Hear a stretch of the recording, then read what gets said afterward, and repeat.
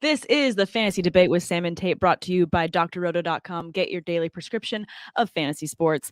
And this episode is brought to you by WinView Games, the nation's sports prediction leader and home for pregame and live prop contests. You can play against your league mates, you can play against your family, or you can go ahead and play against your totally annoying co-host and figure out who knows their stuff best when it comes to props on games. Back and forth. Love it. And this week we're going to be covering the Thursday night matchup of the Jags versus the Bengals. Go to winview.tv/doc and get a $20 match on your first deposit.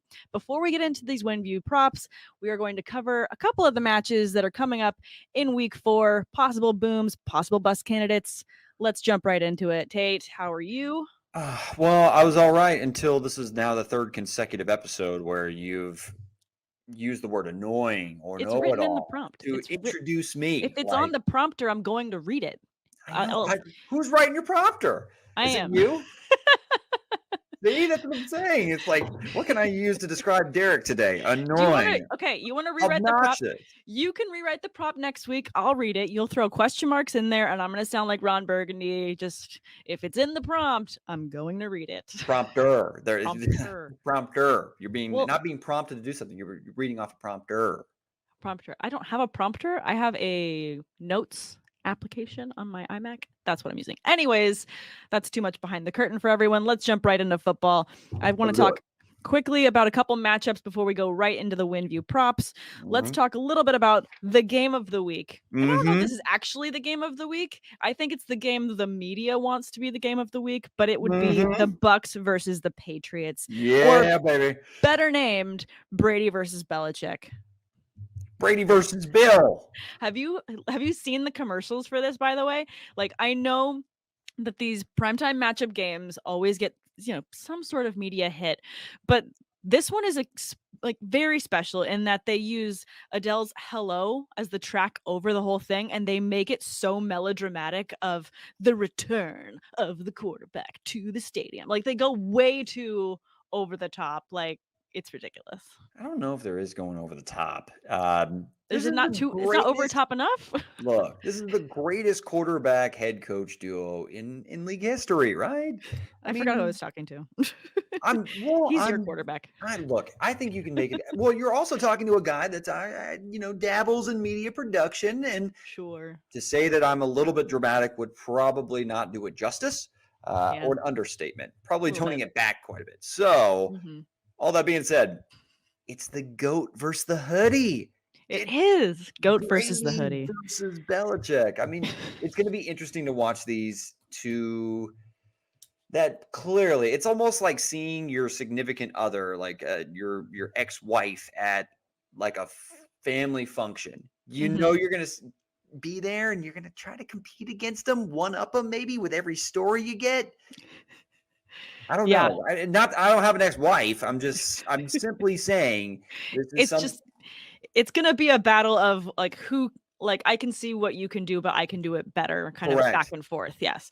Anything you can do, I can do better. And it's gonna be a back and forth. I feel like this is gonna be a game as well where Bill tries to pull some fun little stunts and manipulate the clock and do a little bit of that mind-bending Sith Lord thing that he does with the hood fully pulled up, and like try to get into Brady's head on a little bit. I don't think it's going to work, but I think that we're going to see some maybe interesting trick plays, perhaps. Like, maybe this is the game where we finally see the reason why they have 2 elite tight ends on their roster for some reason. Maybe this sneakily turns into a Jonnu Smith, Hunter Henry game. Well, I'm curious because the Tampa Bay Buccaneers just signed Richard Sherman today, right? So if we're talking from a fantasy perspective to analyze this football game. Sure. I do think Hunter Henry presents an interesting, and even Jonnu Smith, both the tight ends, present some sort of interesting upside, sneaky plays, DFS. I think it's a sneaky play for both of them. Mostly because the Patriots just lost James White for what is probably the year, right? Yep. Right hip injury. Looks like he's going to miss the rest of the year. He's definitely out for this week and beyond. Brutal. Yeah, sucks. Love James White, but he led the team with 12 receptions heading into last week. So there is going to be some sort of adjustment when it comes to where Mac Jones is going to look to check it down to. Could it go to the tight ends? Could Could it go to another running back? Could another receiver emerge? Could. My money's on Hunter Henry seeing probably a couple extra targets. Sure. But I know that we've talked about it before. The Bucks, like, their front is insanely strong. I do not see a running back being able to make a dent in this game.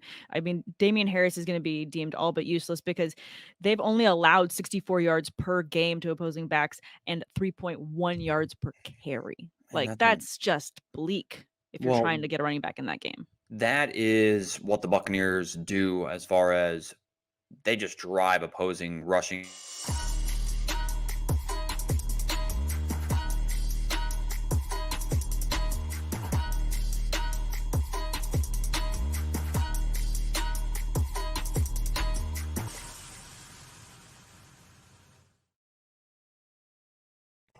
One can only assume you did not like my answer or analysis.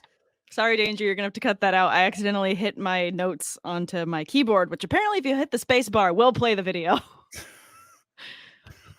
We'll just take note of this. At 6:50, Danger's going to have to cut that out. You were saying... I don't know what I was saying. All right. So Patriots running backs. Patriots running backs, okay. So we're talking about what Damian Harris, right?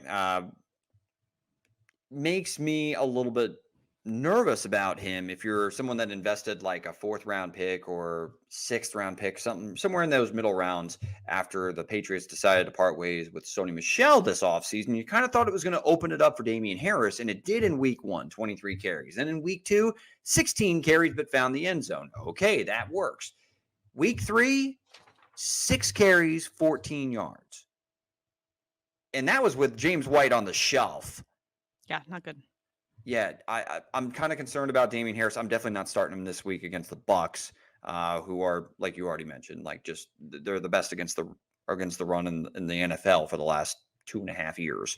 So yeah, I'm staying away from Damian Harris. If you flip the coin to the other side, I mean, who do you like for the Bucks as far as against this New England defense? I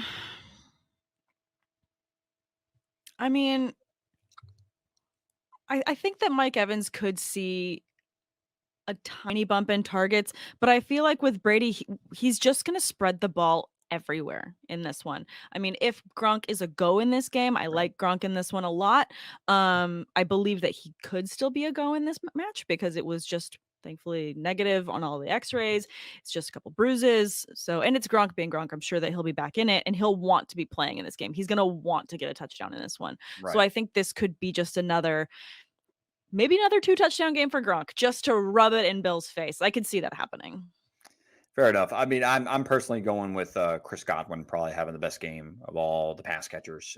Evans was great last week, and even the week before he scored 2 tutties. But yeah, Gronk, it just would feel so poetic for them to walk into Gillette Stadium and Gronkowski be able to do a spike in that old Tampa Bay uniform, or Brady sneak one in. I think the Bucs are going to win this one pretty handily.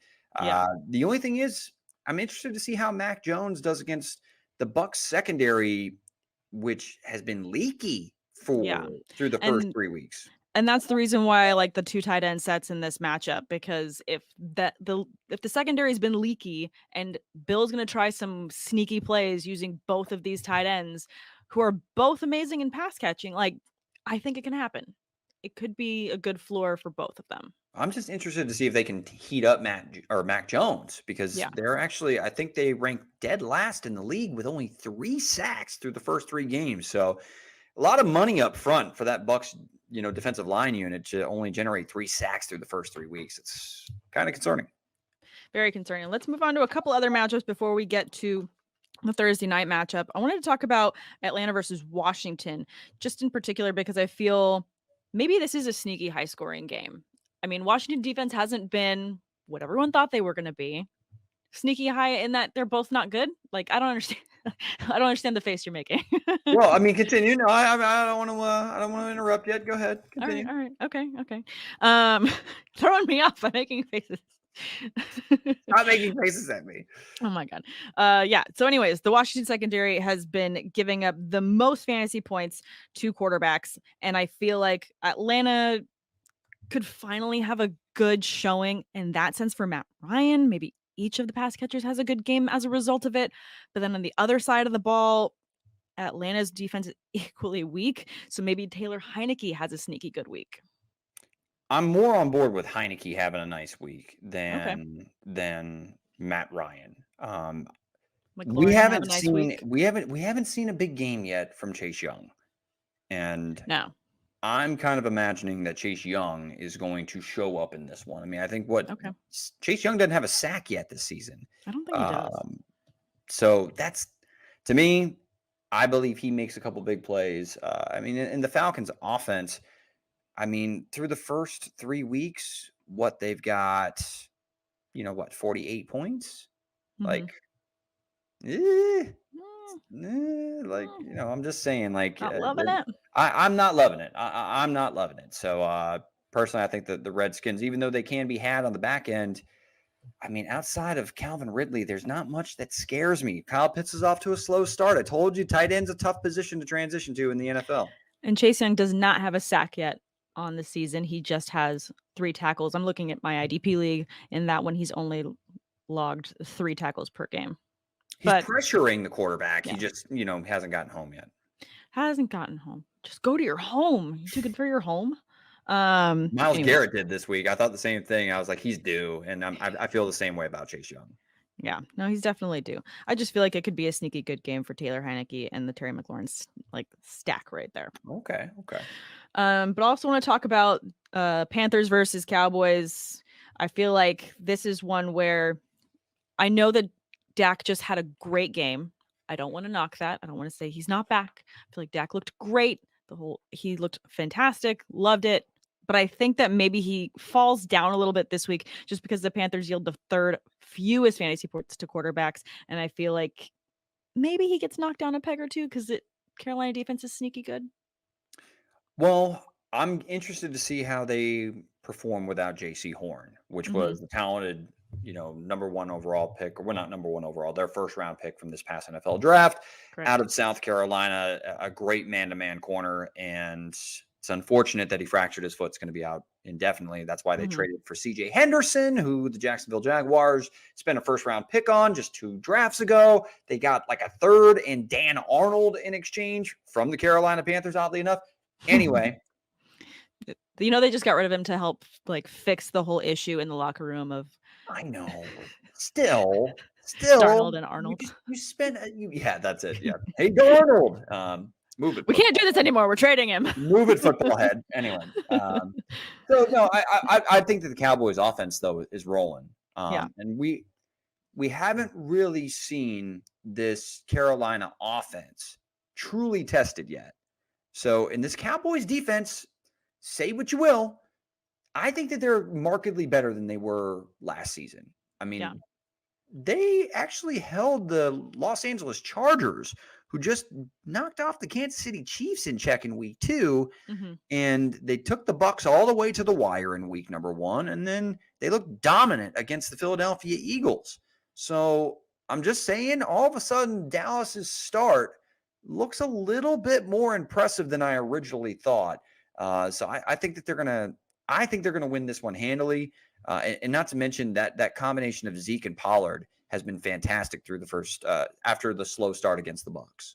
No, I definitely think this is going to be a big Zeke game. I just wonder if we should temper expectations for CeeDee Lamb and Amari Cooper.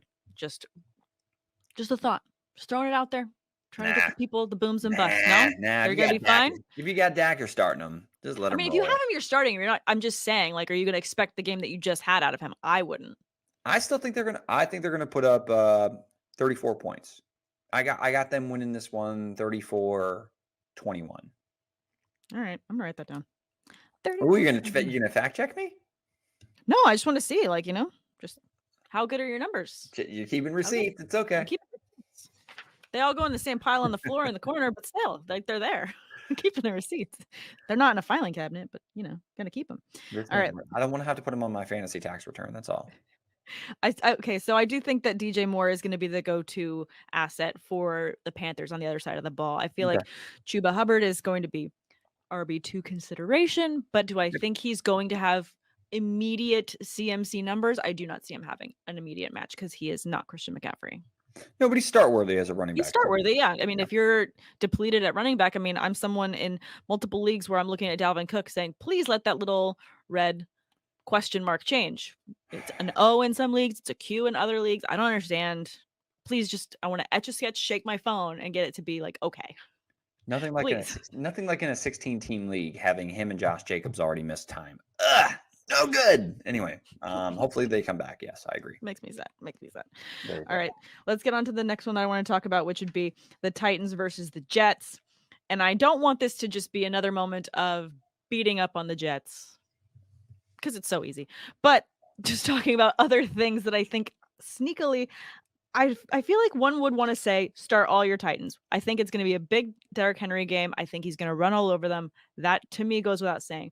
But I think those that are looking at Julio Jones thinking he could also have a big week should temper their expectations because the Jets, when facing wideouts, haven't allowed a receiving touchdown since week 1, and that was just a single one to Robbie Anderson. I Okay. mean, I'm thinking this Julio could have a couple great catches. This last week, Tim Patrick had 98 yards against them. However, again, got kept out of the end zone. So I wonder if maybe Julio gets a couple good catches, but just gets held out of the end zone in this one. I mean, if Julio gets held out of the end zone, I mean, that's not a shock. It feels like No. Julio for years got held out of the end zone in Atlanta against his own will. Yes, I feel like Like they I've were read many books about this. like they were actively trying to have Julio not score. It Not for didn't make any you. sense. Not for you. That being said, though, I'm just going to ask you, who in this secondary is going to check Julio? I'm just saying, I'm just looking between the lines. I'm not saying that the Jets defense is sneaky good. I'm just trying to read the stats on paper and see there's been some good receivers in that mix. How have they just kept him out of the end zone? Is it just the play scheme doesn't allow for it because they're just up so early? They don't need to be throwing. I think that's part of it. I mean, if Derrick Henry runs all over them, what's the need for Tannehill to throw the ball 70 yards to Julio for a touchdown? Well, they will still go off play action, though. And that's, Sure. I mean, I'm not saying that Tannehill is going to need to throw the ball 50 times in this football game. He could probably still get away with throwing it like 28 Mhm. and comfortably win by 2 scores. So I Sure. understand the game flow argument. But I mean, is it Brandon Eccles? Is it, Michael Carter? Is it Bryce Hall that's going to go ahead and check Julio Jones? Like, I don't see any of their DBs having any sort of market success against Julio Jones. So, and you still have to probably bring safeties down in the box to try to slow down Derrick Henry. That's where I would start when it comes. I would make Julio beat me. So I think that I think we're gonna get a couple big plays from Julio, and I actually think Julio is gonna find the end zone this week. So I'm interested. I'm interested to see your take. I like your rationale, but I'm going X's and O's, and I'm Okay. going Julio with Okay, I'm gonna say that potentially a Julio limited AJ, doesn't. either no AJ Brown or a limited AJ Brown. Yeah, I think we're gonna get a limited AJ Brown, and I'm gonna say I don't think that Julio gets in the end zone this weekend. And you're gonna say that he does? Yeah, All yeah, right, put yeah. it on the board. I'm Oh gonna yeah, oh yeah. writing it But down. that's the receipt I want you to take. Derek is gonna be wrong on Sunday. Okay. Whoa. I mean, it happens every Sunday. I'm not going to be wrong about this, though. All right, one more matchup before we talk about the Jags versus the Bengals. Talk quickly about the Chiefs and the Eagles. I feel like the Eagles secondary has been very weak. So is this just a nice bounce back for Tyreek Hill, who had some lackluster points the last 2 weeks? I mean, as a Tyreek Hill owner in multiple leagues, I can tell you week 1 was delightful. The last 2 weeks have been abysmal. Well, it's been you want to, when you're facing off against the Kansas City Chiefs, who's the number one guy you want to take away? And that Tyreek answer and, can vary between Tyreek Hill and and Travis Kelsey. Kelce, right? Hmm. So I think you're just finding that teams would rather try to limit Tyreek Hill, and instead of, getting hit with haymakers, they'd rather lose via body blows, which is what Travis Kelce kind of does. He just kind of, chunks you underneath when Tyreek Hill is the one that can hit the, like, one hitter quitter going deep down the football field. So I just think it's a pick your poison. And so far, teams, or at least the last 2 weeks, have tried to hone in on Tyreek Hill. This week, I do think that Tyreek Hill gets his regardless. I think the Eagles, I don't think that they're a trash football team by any stretch, but if the Dallas Cowboys could impose their will the way that they were able to, in particular running the football, but I think Dak left some meat on the bone when it comes to what he could have gotten through the air against this defense. So I think that it's just a big bounce back game in general for Mahomes and company. It's just, the only thing is, this could be the high scoring game because the Chiefs defense is actually really struggling. Yeah, that was going to be my follow-up question to this, is with them having several injury issues, do we feel like it's a get-right game for the pass catchers for Philly? Like, does Devonta Smith have a big game? Smith, yes. Devonta Smith, yes. I would – and Jalen Hurts, it's upsetting how many times he missed Dallas Goedert on – Yes, thank you. I was like, am I the only one that needs Dallas Goedert to get any points this weekend? And I'm just sitting here upset at home, just staring at the TV. No, I mean, I was sitting. Granted, I ended up winning that matchup, but still, I won. Dallas Goedert is so damn talented. He is a top 5. He has such top 5 potential. The same thing with Zach Ertz. If Ertz was in a better situation, he'd still be a top 5 guy.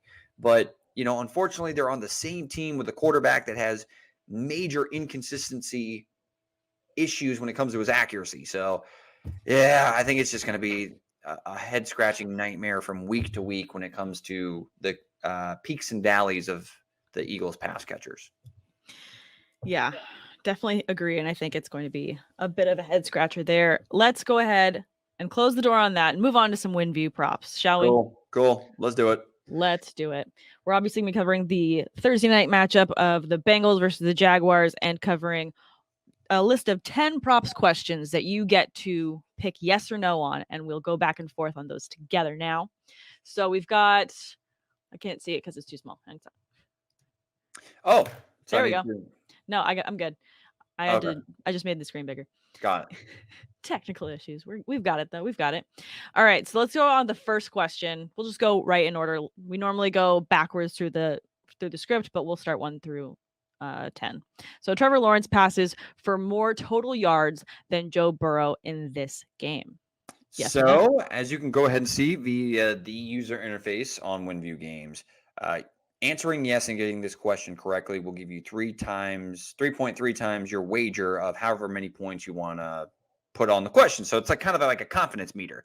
For me, I don't know about you, Sam, but I'm going no, because I think Joe Burrow is going to finish with more total yards through the air than Trevor Lawrence. And the reason why, this Cincinnati Bengals defense is better than people think. They're a top 10 unit through the first 3 weeks. I know that it's a sore subject for you because, unfortunately, they just beat your, Pittsburgh Steelers pretty handily? I thought we wouldn't have to talk about that today. We do. I hate to say it, but we do. I don't want to talk about it. You have to talk about it because it's really, really, really head-scratching how they got stomped by the Cincinnati Bengals. We don't have to rub dirt in the wound. What are we doing? I am. I'm sorry. Oh my God. Okay. Anyways, yes, the Jags O-line has struggled to protect their quarterback. I feel like I agree. Bengals defense is definitely much better than people are giving them credit for. Being able to keep up the pressure. I agree with you on no on this. Trevor Lawrence passes for more total yards than Joe Burrow. I disagree healthily with this. You disagree with it? Well, I say no. So okay. Oh, no. I agree with you, and I say no to the question. No. Okay. No. So moving on. Question number 2. Either Joe Mixon or James Robinson rushed for a touchdown in the game. I personally, and you're getting 4 times this for clicking yes. I think it's a no-brainer. I'm going yes. One of the 2 finds the end zone on the ground. I agree completely. Yeah, at least one of those 2 will find a touchdown in this game. Put it in the bank. Full wager. I'm going full wager. So let's 3. Go. T. Higgins and Jamar Chase combined for more total offensive yards than DJ Chark and Marvin Jones. Now, I know that T. Higgins didn't even practice on Tuesday. He is out. Yeah, and I think he is out. So I'm going to go ahead and say, based on the question, I'm going to go ahead and say no. Yeah, I think just based on that alone, I think I've got to agree and say no on that. I mean, Jamar Chase is a beast, and he is definitely proving himself to be an elite receiver in this league. However, him alone versus two other receivers, no. Yeah, definitely agree. So, prediction number 4, both teams combined for 49 or more points in this game. And it's these lines of total pointage are always a little tricky, Sam. So, a team that you would think two talented quarterbacks, I mean, even though Trevor Lawrence hasn't gotten off to the best start, I kind of want to go with the less on this just because I don't trust the Jacksonville offense quite yet. Yeah, I agree with you there. I was going back and forth on this myself when I was filling it out, and I was like, yes, no, yes. And then I was actually writing down scores back and forth of who I think was actually going to score. So I agree with you. No, I don't think it's going to be over 49 points combined. So, who wins this football game? Do the Jags come away with their first win of the 2021 NFL season, or do the Cincinnati Bengals continue to surprise folks in 2021? I think the Bengals win. I'm not going to say they continue to surprise people. I'm just saying I think they win this matchup. Yeah, I personally, I don't think Jacksonville has much of an identity yet on either side of the football, right? Yeah. And they just traded away C.J. Henderson, which that does not help matters from a defense that has given up some big plays. So yeah, for me, I'm going with the Bengals. Jacksonville, for question number 6, outscores Cincinnati in the first half of the game. We have kind of like a half prop bet or prop game. Sorry. Yeah, this is weird. What you got? I don't think that they outscore Cincinnati in the first half. That feels weird to me. I think that the Cincinnati Bengals are taking this game from coast to coast, although Jacksonville put up a bigger fight last week. They had a very fun special teams play that was heard around the world. I mean, it was amazing. However, they're not going to have one of those in every matchup, so I don't think that they're going to. I mean, it was Gus Johnson on the call. Jamal Agnew. Like, it was see you later. Like, yeah, that guy. I love his energy. He's great.